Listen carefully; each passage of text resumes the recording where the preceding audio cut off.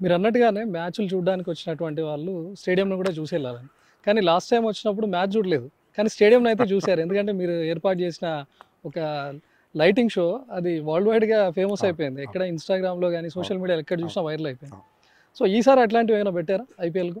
Yes. అయితే మనకి ఐపీఎల్‌లో మాత్రం మాకు కొంచెమంటే రిస్ట్రిక్షన్స్ ఉంటాయి. పూర్తిగా ఎస్ఆర్‌హెచ్ వాళ్ళకి మేము రెంట్‌కి ఇస్తాం. మీ అందరికి కూడా తెలుసు.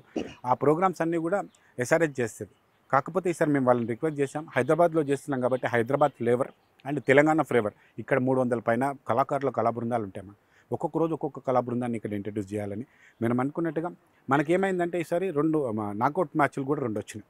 వాటిని బీసీసీఐ మా అనుబంధంలో చేయొచ్చు. ఇంతకుముందు జస్ట్ ఒక బీసీసీఐతో మీటింగ్ అయింది.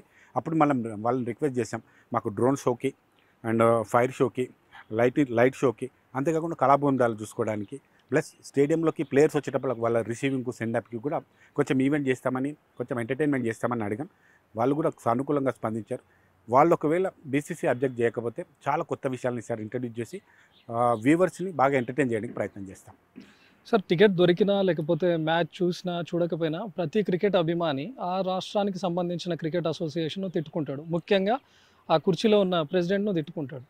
కానీ బయట జరిగే ఐసీసీ మ్యాచెస్ గానీ, లేకపోతే బీసీసీఐ మ్యాచెస్ గానీ, ఐపీఎల్ కంప్లీట్ డిఫరెంట్. అసలు ఈ ఐపీఎల్‌లో ఏం జరుగుతుంటుంది? సన్‌రైజర్స్ వాళ్ళది ఎంత ఆధిపత్యం ఉంటుంది? లేకపోతే బీసీసీఐ నుంచి మీకు ఎంత మేర ఫండింగ్స్ వస్తుంటుంది? అసలు మీ రాష్ట్ర అసోసియేషన్‌ది ఇందులో పాత్ర ఏ మేరకు ఉంటుంది? ఐపీఎల్‌లో మా పాత్ర చాలా చిన్నదండి. ఐపీఎల్‌కి ఏమైతుందంటే స్టేడియంని మేము ఒక షాదీఖానా పెళ్ళికి రెంట్‌కి ఇచ్చినట్టు మేము ఎస్ఆర్‌హెచ్‌కి అంటే ఫ్రాంచైజీకి ఇక్కడ రెంట్‌కి ఇస్తాం లోకల్ ఫ్రాంచైజీకి. వాళ్ళు మాకు ప్రతి మ్యాచ్‌కు 1.5 క్రోర్ పే చేస్తారు.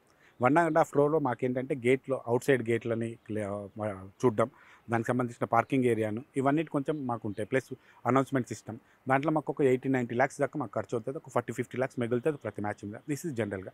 అయితే మాకు టికెట్‌లో గానీ, టికెట్ సేల్‌లో గానీ, టికెట్ రేట్‌లో గానీ, ఫుడ్‌లో గానీ ఏది కూడా మాకు సంబంధం లేదు. ఇదొక వెన్యూని వాళ్ళకి రెంట్‌కి ఇస్తున్నాం తప్ప మాకు సంబంధం లేదు. కాకపోతే చాలామందికి ప్రేక్షకులకి ఇదంతా హెచ్‌సీఏదని, ఐపీఎల్ కూడా హెచ్‌సీఏ టికెట్లన్నీ కూడా హెచ్‌సీఏ ప్రెసిడెంట్ కంట్రోల్‌లో ఉంటాయని అనుకుంటారు. అది నాతో పాటు ఇంతకుముందు ప్రెసిడెంట్లు కూడా చెప్పడం జరిగింది. ఐపీఎల్‌లో మాకు సంబంధం లేదు. హెచ్‌సీఏకి గానీ, బీసీసీఐకి గానీ సంబంధం లేదు. ఇది IPL governing council and IPL franchisee ద్వారా జరిగేదే.